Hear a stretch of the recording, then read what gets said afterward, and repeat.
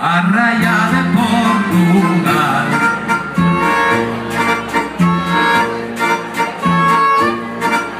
Hai rapaciñas en Lugo cos sentidos ben privados, que lles gustamos da chispa máis cos que plantamos nabos.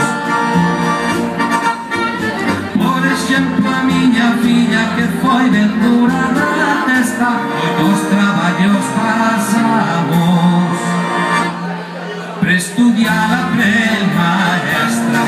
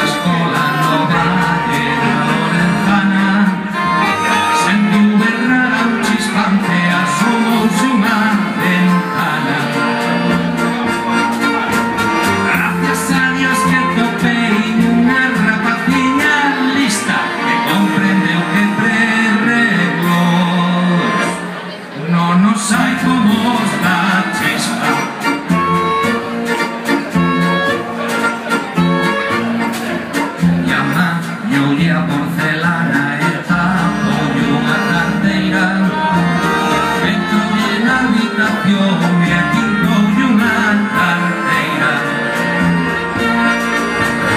Varias alaxes de ouro e un gabán de terciopelo, e o teorinda foi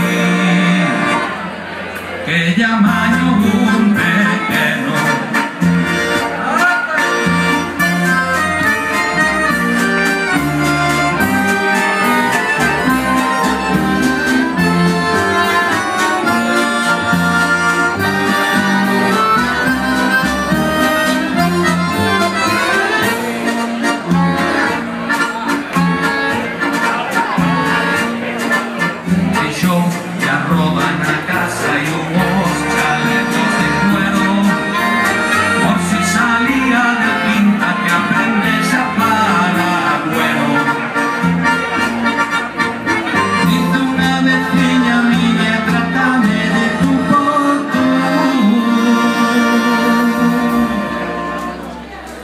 Vaya o que fixo ben,